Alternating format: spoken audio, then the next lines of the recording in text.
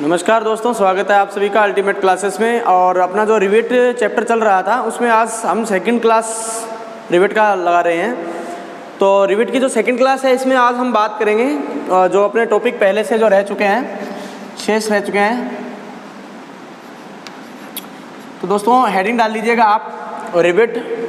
अब मैं आपको आज बताऊंगा कि रिविट से रिलेटेड जो भी आपको फॉर्मूला जो हैं, कौन कौन से फॉर्मूला याद रखने हैं, प्रश्न किस तरीके से आएगा एग्ज़ाम में, ठीक है ना, बड़ा प्रश्न किस तरीके से आता है, तो आपको किस तरीके से ध्यान में रखना चाहिए। सबसे पहली बात यह है कि रिविट के लिए आपको एक बार फिर से मैं छोटा सा डायग्राम बना देता हूँ। मान लीजिए कि ये आपके पास क्या है, रिविट है, और इस रिविट के अंदर मैंने आपको बताया था कि ये जो मैं अभी भाग बना रहा हूँ ये शैंक भाग है, और रिविट का डायामीटर जो मेजरमेंट किया जाता है वो यहाँ से किया जाता है, ये होता है रिविट का डायामीटर D।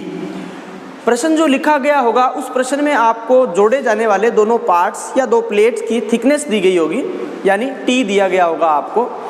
यानी मैं यहाँ पर अगर प्रश्न लिखता हूँ कि आपको प्रश्न दिया गया कि draw a single rivet lap joint, draw a single rivet lap joint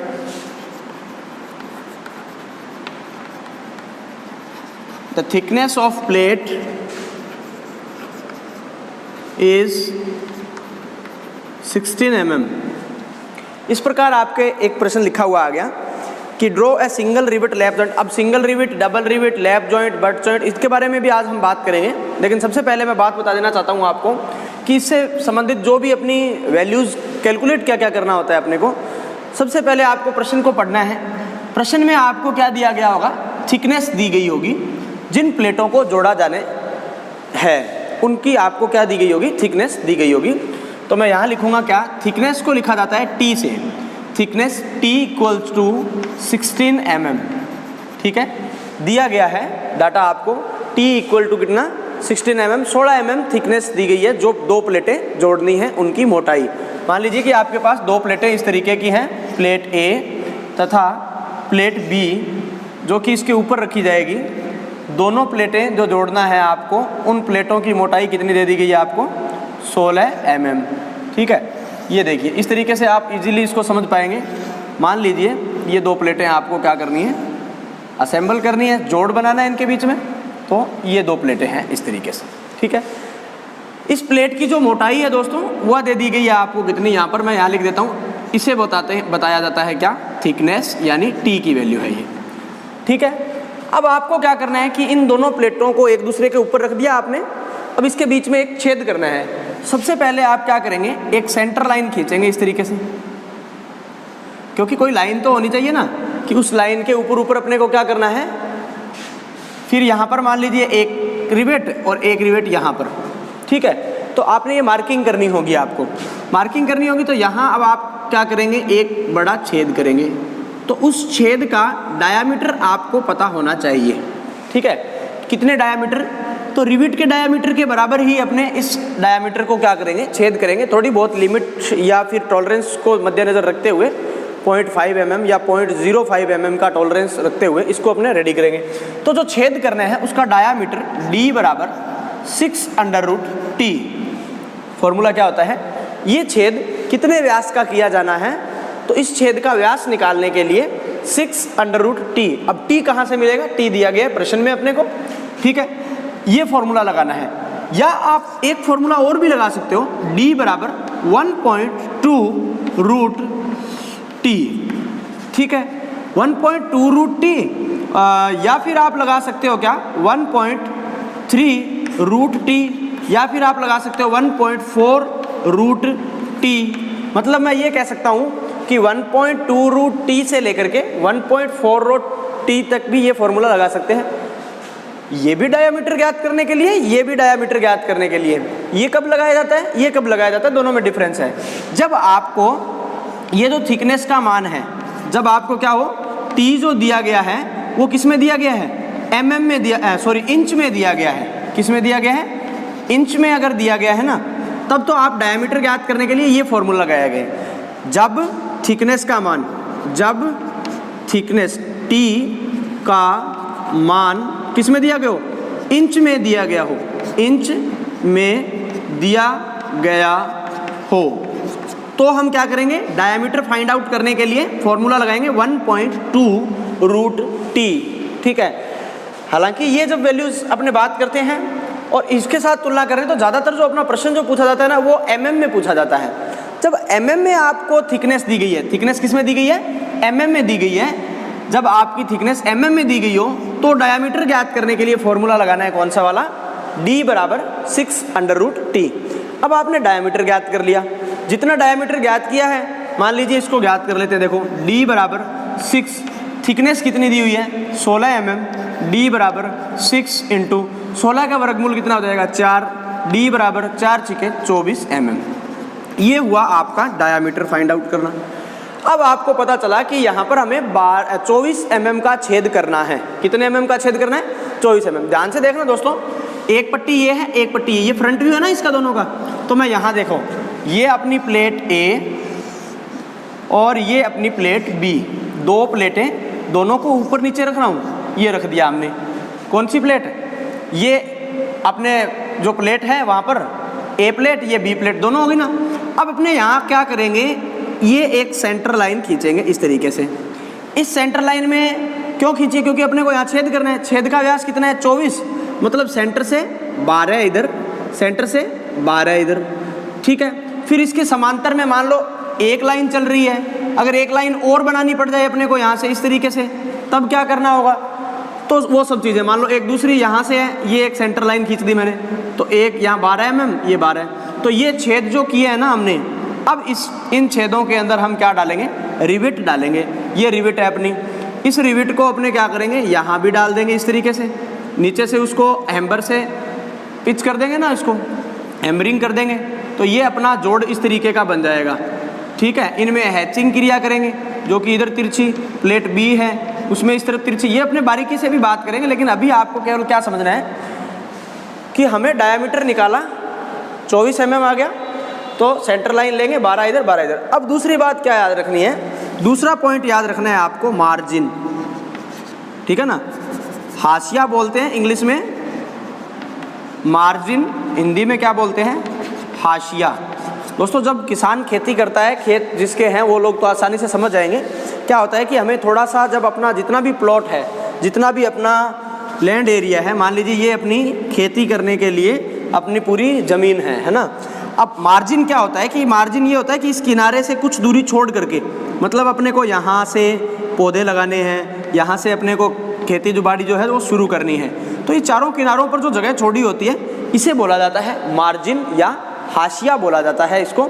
ठीक है, इसी प्रकार हमें भी क्या करना होता है कि जो दो प्लेटें जोड़ी जा रही है, जैसे प्लेट A प्लेट B, ये दोनों जोड़ी जा रही है ना, तो ये जो रिविट है इस किनारे से देखो अंदर लगी हुई है, किनारे के ऊपर थोड़ी ना लगी हुई है, यहाँ कोई रिविट थोड़ी लगा सकते हैं, किनारे से कुछ दूरी छोड़ करके लगाई जाती है। ये जो दूरी छोड़ी जाती है ना, इस दूरी को बोला जाता है क्या, किनारे से जो दूरी छोड़ी गई है सेंटर पॉइंट की, ये जो दूरी छोड़ी गई है इसको बोलते हैं मार्जिन या हाशिया बोलते हैं। ये मार्जिन कितना छोड़ा जाता है, किनारे से कितनी दूरी पर रिविट का सेंटर लिया जाए, उसका जो फॉर्मूला होता है दोस्तों वह होता है कितना, 1.5D।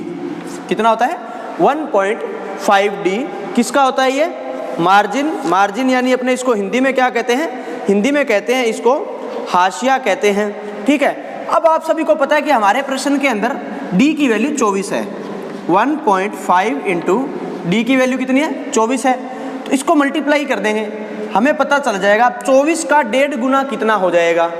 किसका 1.5 गुना, 24 जो है 24 का 1.5 गुना करना है अपने को, तो कितना हो जाएगा, 24 एकम 24 और 12 और जोड़ दी थी, कितना हो जाएगा, तो ये हो जाएगा अपना 36। कितना mm हो जाएगा, 36 mm। चेक करना चाहेंगे, इसके पॉइंट हटा दिया, बटे में कितना लगा देंगे 10, 5 एकम 5, 5 दूनी 10, 5 दिए 15, 5 दुए 10, 2 से इसको काट देंगे 12, 12 दूनी 24, 12 दिए 36 mm।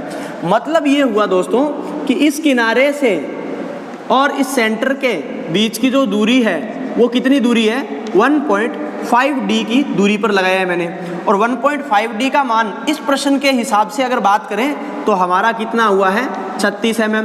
अब हो सकता है आपको जो डायामीटर पेपर में दिया हुआ आ जाए वो 25 mm, ये यहाँ पर थिकनेस 25 आ जाए, 25 को यहाँ रखोगे तो 5 आ जाएगा, 5 के 30 आ जाएगा, 30 का जब 1.5 गुना निकालोगे 45 आ सकता है। तो आप कितनी दूरी छोड़ देना, 45 mm दूरी छोड़ देना। मतलब थिकनेस, और थिकनेस से आप क्या ज्ञात कर सकते हो, डायामीटर, डायामीटर से फिर आप क्या ज्ञात कर सकते हो, मार्जिन यानी हाशिया ज्ञात कर सकते हो। उसके बाद की अगर बात करें दोस्तों, तो फिर एक रिवेट से लेके दूसरे रिवेट के बीच की दूरी कितनी होती है, कि किसी व्यक्ति ने एक रिवेट यहाँ लगा दी, फिर आगे की रिवेट बिल्कुल पास पास भी नहीं लगाना, ज़्यादा दूरी पर भी नहीं लगाना, तो कहाँ लगाएं, इसको बोलते हैं पिच। क्या बोलते हैं, पिच बोलते हैं। मतलब एक रिवेट के सेंटर से दूसरे रिवेट के बीच की जो दूरी होती है, ये वाली दूरी, इस दूरी को क्या बोला जाता है, पिच। पी से इसे डिनोट करते हैं, क्या बोलते हैं इसको, पिच। ठीक है, PITCH। एक रिवेट के सेंटर से दूसरे रिवेट के सेंटर के जो बीच की दूरी होती है, इसको क्या बोलते हैं, पिच बोलते हैं। तीसरी बात बताने जा रहा हूं मैं, यहां नोट करेंगे। तीसरी बात क्या लिखेंगे, पिच ऑब्लिक, इंग्लिश में लिखेंगे पिच, P से डिनोट करते हैं। इसका जो फॉर्मूला होता है वो होता है 3D। कितना होता है, 3D। अब हमने देखा कि हमारा D का मान है 24 mm। इस प्रश्न के हिसाब से बात की जाए तो 24 mm, 24 का 3 गुना करेंगे हम। कितना करेंगे, 24 × 3, 4 × 12 हासिल 1, 3 × 2 = 6 और 1 = 7, 72। मतलब ये हुआ कि इस रिवेट के सेंटर से इस रिवेट के सेंटर के बीच की दूरी कितनी रखनी है, 72 mm रखनी है। तो जो भी आपकी थिकनेस दी गई होगी, थिकनेस से आप डायमीटर निकालेंगे, डायमीटर के बाद आपको मार्जिन निकालना आना चाहिए। उसके बाद आप क्या करेंगे, पिच निकालेंगे, जिसका मान कितना है 3D। ठीक है। अब अगर बात की जाए कि एक बच्चे को एक लाइन में तो रिवेट लगानी है, इसके पैरेलल में, समांतर में यहाँ भी अगर रिवेटें लगाने की वो सोच लेता है कि मुझे इस तरीके से 2 लाइनें एक साथ लेकर के चलना है, तो देखो जो पैरेलल वाली होती है ना, ये वाली, इसको बोलते हैं बैक पिच। क्या बोलते हैं इसको, बैक पिच। यानी हम इसको यूँ लिख सकते हैं, यहाँ बता देता हूँ मैं, इसमें इधर जगह पड़ी है आपके पास, ये अपने इरेज कर देता हूँ मैं। तो या तो आप इसको क्या कर लीजिए, नोट कर लीजिए, और अगर आप नोट नहीं कर सकते तो फिर मैं इसको यही लिख सकता हूँ एक बार।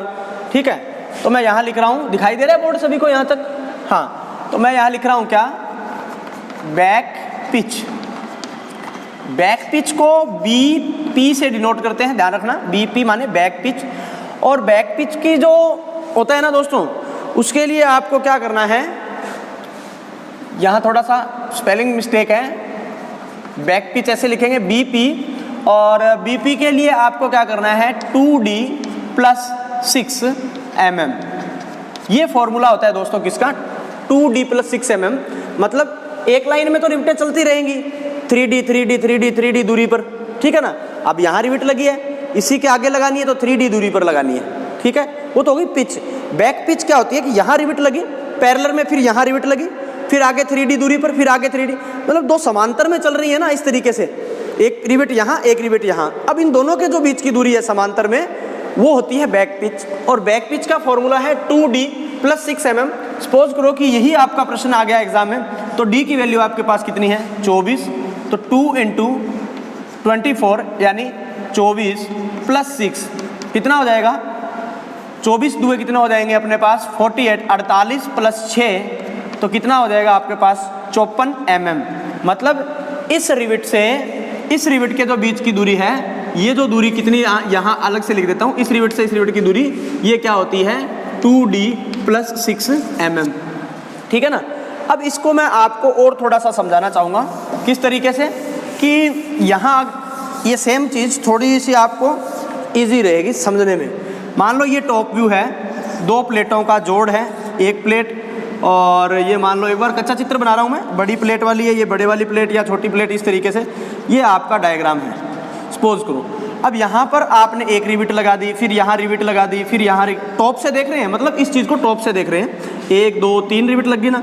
और इसी के पैरेलल में यहाँ से फिर एक रिवेट, फिर दूसरी रिवेट, फिर तीसरी रिवेट, इस तरीके से चल रहे हो आप। अब आपसे ये पूछा जाए, कोई पूछ ले आपसे कि ये बताइए कि इस रिवेट के सेंटर से इस रिवेट के सेंटर के जो बीच की दूरी है, ये वाली दूरी, ये दूरी कितनी होती है, तो आप बताएंगे क्या होती है, पिच होती है P, और P की वैल्यू कितनी होती है 3D होती है। कितनी वैल्यू 3D।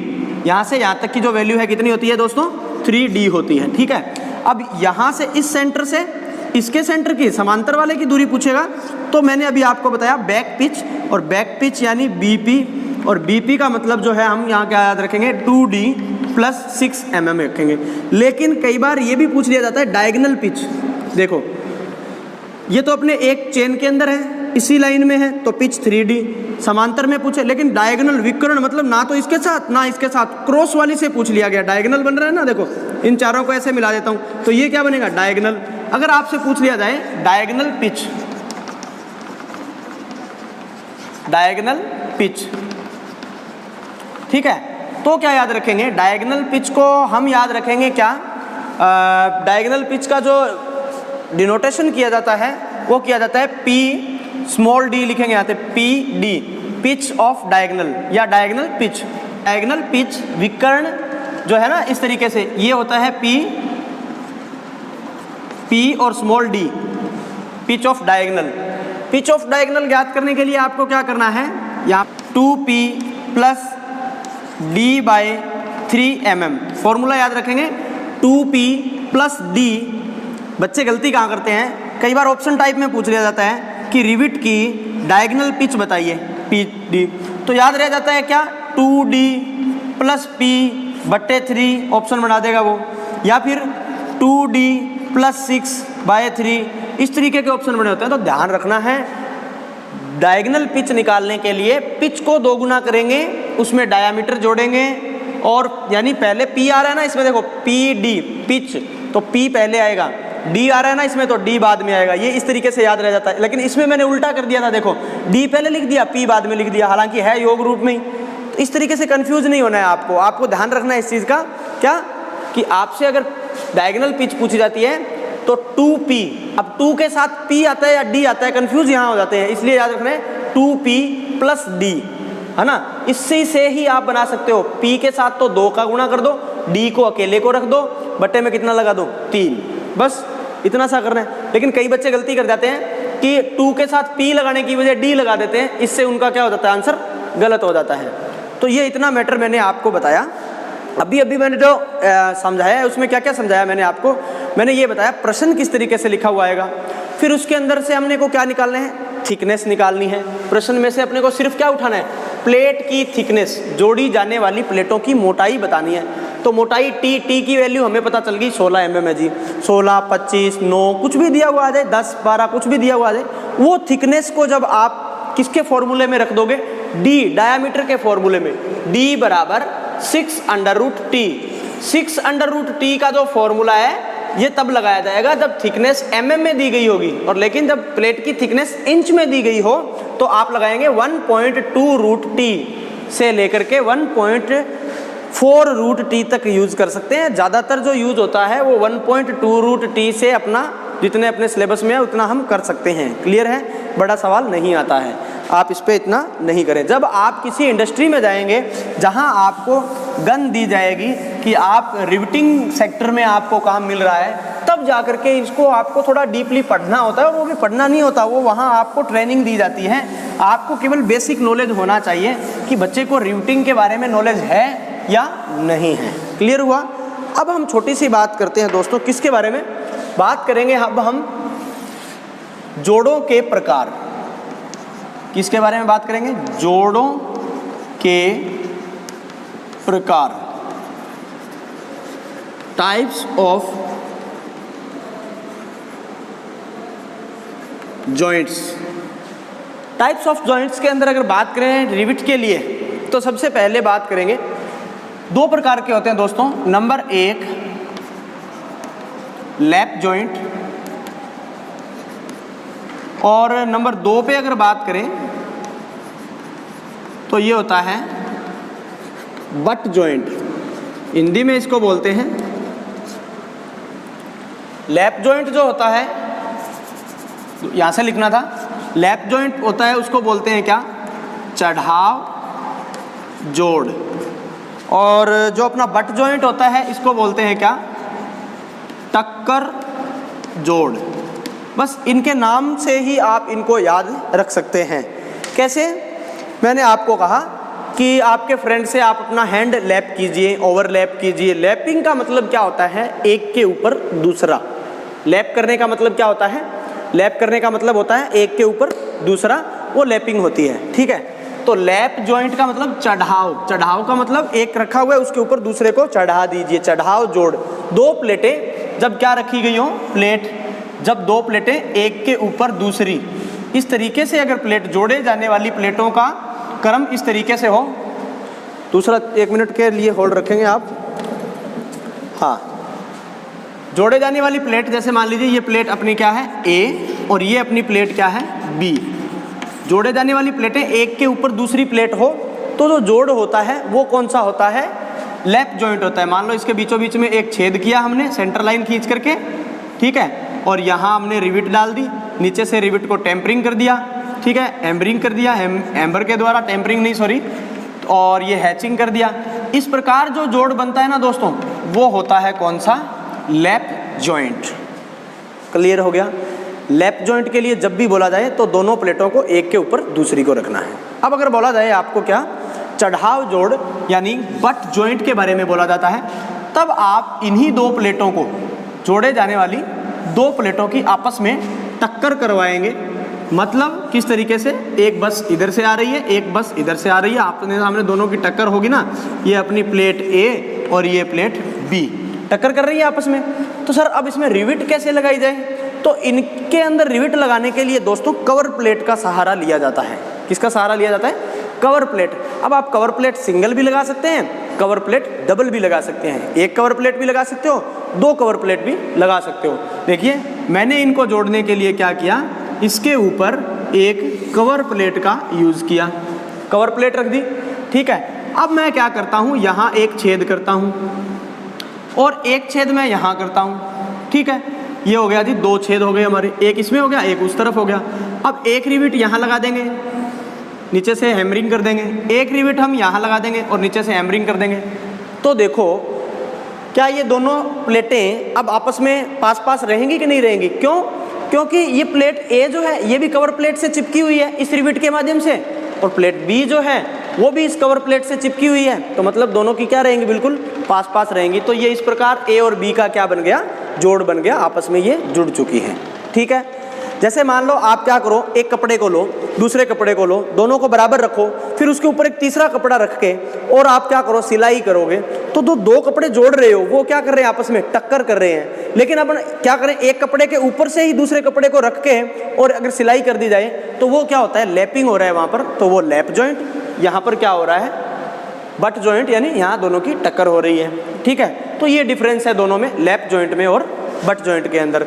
अब बात आती है single rivet lap joint, double rivet lap joint, single rivet butt joint, double rivet butt joint, यानी ये नाम इसमें भी होते हैं, ये नाम इसमें भी होते हैं। तो ध्यान रखना है सीधा सा बात, ये जॉइंट कैसा है? एक प्लेट के ऊपर प्लेट दूसरी है, मतलब जॉइंट हुआ लैप जॉइंट, ठीक है।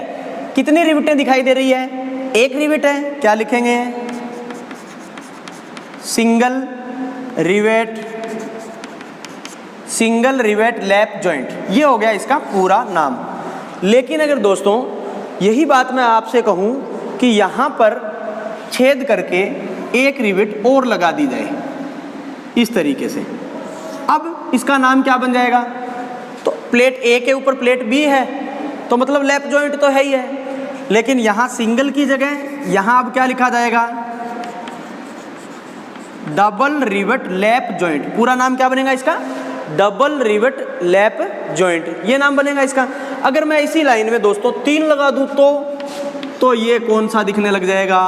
ट्रिपल रिवेट लैप जॉइंट लिख देंगे यहाँ पर। ये चीज़ें आपको ध्यान रखनी है लैप जॉइंट के लिए, बहुत आसान है लैप जॉइंट के लिए। तो छोटी सी बात कहाँ ध्यान में रखनी है, जब आप बट जॉइंट बना रहे हैं तब ध्यान में क्या रखना है?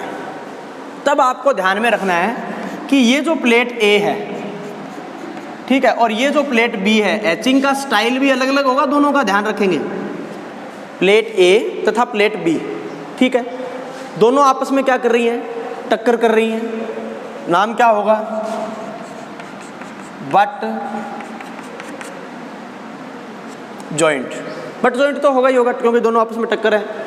अब अगर बात की जाए कि ये सिंगल रिविट बट जॉइंट है या डबल रिविट बट जॉइंट है, तो देखने वाले बच्चे ने ध्यान से देखा नहीं, तुरंत से देखा, गुरुजी ने बताया कि सामने कितनी दिख रही है, सामने तो जी 1 और 1 2 दिख रही है, तो मतलब डबल हो गया। ऐसा इसमें नहीं होगा, लैप जॉइंट में होता है ऐसा, जितनी सामने से दिख रही है वो उतना ही कर दो।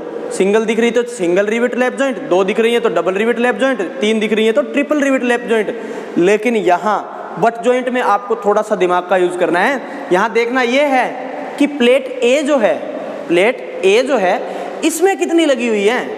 प्लेट ए में तो भैया 1 ही रिवेट लगी हुई है ना, प्लेट ए में 1 लगी हुई है और प्लेट बी में भी 1 लगी हुई है, तो इसका नाम डबल नहीं होगा। कहीं 1 ये हो गई, 1 ये हो गई, 2 हो गई तो डबल लिख दो, नहीं। ए प्लेट में कितनी है, 1 है, बी में भी कितनी है, 1 है, तो आप इसको क्या बोलोगे, single rivet, single rivet butt joint. ठीक है। अब अगर मैं ये कहूं कि यहां एक छेद किया प्लेट ए के अंदर और एक रिवेट यहां लगा दी गई, और प्लेट बी के अंदर भी यहाँ एक छेद करके एक रिवेट यहाँ लगा दी गई। अब देखने वाला देखेगा जी सर ने बताया था कितनी है, 1 2 3 4, ओहो ये तो 4 वाला आ गया, तो 4 हो जाएंगी। ऐसा नहीं होगा, आपको ये काउंट करना है कि ये तो प्लेट ए है, यहाँ से लेकर के इतने पार्ट में बट जॉइंट के लिए ध्यान में रखना है, प्लेट ए में कितनी लगी हुई है, प्लेट ए में 2 लगी हुई है, प्लेट बी में कितनी लगी हुई है, 2 लगी हुई है, तो इसका नाम हो जाएगा डबल रिवेट लैप जॉइंट। वैसे दिखने में तो ये 4 हैं, ठीक है ना, तो 4th स्टैंडर्ड का नहीं कहेंगे इसको। सिमिलरली पर्टिकुलर जो प्लेट है ना उसमें कितनी लगी हुई है वो देखना है आपको। तो ए प्लेट में 2 लगी हुई है, बी प्लेट में भी 2 लगी हुई है, तो इसका नाम क्या रखेंगे, सिंगल न लिख के यहाँ पर क्या लिखेंगे, डबल रिवेट बट जॉइंट। अब इसमें एक छोटा सा भाग और क्या डालना होता है, पूरा नाम अगर बात करें ना दोस्तों, तो पूरा नाम इसका क्या लिखा जाएगा, देखो पता चल गया किसको, देखने से पता चल गया कि बट जॉइंट है। आपको जरूरी नहीं है स्टार्टिंग से ही नाम लिखना शुरू करो, आप दिमाग ये लगाओ कि आपको इसमें से क्या क्या पकड़ सकते हो। आप देखो पहले लैप है कि बट है, बट है तो उतना लिख लो, बट जॉइंट है जी। अब आप इसमें ये देखो कि एक प्लेट में कितनी लग रही है, 2 लग रही हैं, 2 लग रही हैं, तो आपने लिख लिया double rivet, double rivet butt joint है। और देखो क्या चीज़ है कि इसमें कवर प्लेट कितनी है, तो इसके अंदर कवर प्लेट है कितनी, 1। कवर प्लेट ये वाली होती है, ये जो ऊपर आपने लगाई ना ये वाली, तो इसको लिखेंगे सिंगल कवर, तो देखो इतना लंबा नाम हो जाएगा इसका, double rivet single cover plate butt joint. ठीक है। अब आप पूछेंगे कि डबल कवर प्लेट का एग्जांपल बताओ, तो दोस्तों कुछ नहीं करना, ये जो पार्ट है ना अपना पार्ट ए, जोड़ी जाने वाली प्लेट ए ये वाली है ना अपनी प्लेट ए, प्लेट बी ये है, इसके नीचे अगर मैं एक कवर प्लेट और लगा देता हूँ यहाँ पर, ठीक है, ये छेद थोड़े गहरे कर देते हैं, अपने गहराई डेप्थ कर देते हैं इनको, और यहाँ इनका हैमरिंग क्रिया करके जैसा इनका हेड है वैसा ही पार्ट बना देते हैं। अब देखो इसमें कवर प्लेट कितनी हो गई, एक कवर प्लेट ऊपर लगी हुई है, एक कवर प्लेट नीचे लगी हुई है, तब हम यहाँ पर क्या लिखेंगे, double rivet single cover plate न लिख के अब हम यहाँ पर क्या लिखेंगे, यहाँ लिखेंगे डबल कवर प्लेट और बट जॉइंट। क्लियर है सभी को। ये होता है लैप जॉइंट और बट जॉइंट में difference. Single rivet lap joint, double rivet lap joint, triple rivet lap joint. क्या करना है, कोई दिक्कत नहीं है, एक दिख रही है तो सिंगल रिवेट, 2 दिखने लग जाए तो डबल रिवेट। लैप जॉइंट में तो कोई दिक्कत ही नहीं है। बात करें तो बट जॉइंट की, तो बट जॉइंट में पर्टिकुलर प्लेट में कितनी है, प्लेट ए और प्लेट बी 2 होंगी। एक में प्लेट ए में अगर एक रिवेट दिख रही है आपको और प्लेट बी में भी एक दिख रही है, दोनों में एक एक है, मतलब वो सिंगल ही है। प्लेट ए में अगर 2 दिखने लग जाए इस तरीके से, प्लेट बी में भी 2 दिखने लग जाए तो वो डबल हो जाएगी। यहाँ 3 है, यहाँ 3 है तो वो ट्रिपल हो जाएंगी, लेकिन टोटल काउंट करें तो 6 हो जाएंगी सामने से दिखने वाली। तो आपको ये ध्यान में रखना है इस तरीके से, ठीक है। या टक्कर जोड़ के लिए एक ट्रिक याद रख लो कि अगर 2 दिख रही हैं तो वो सिंगल रिवेट होगा, 4 दिख रही हैं तो डबल रिवेट होगा, 6 दिख रही हैं टोटल तो triple rivet lap joint butt joint होगा। इस तरीके से भी आप याद रख सकते हैं। तो नेक्स्ट लेक्चर में एक पूरा कंप्लीट सवाल लेकर के आएंगे जिसमें हम लैप जॉइंट करेंगे, और उसके बाद जो नेक्स्ट लेक्चर होगा उसमें हम एक कंप्लीट सवाल लेके आएंगे जिसके अंदर हम बात करेंगे किसके बारे में, बट जॉइंट के बारे में, ठीक है। और जिगजैग स्टाइल में कैसे लगती हैं रिवेटें, उनके बारे में भी हम बात करेंगे। तो रिवेट चैप्टर जो है अपना 1 या 2 क्लास का और रहेगा, ज़्यादा बड़ी क्लासें मैंने नहीं बनाई है रिवेट पे, 20-20, 25-25 मिनट की क्लासें ही बनाई है। Have a nice day from my side. आज के लिए इतना ही है, और कर्तव्य आप अपना नहीं भूलें, वीडियो को ज़्यादा से ज़्यादा शेयर करेंगे।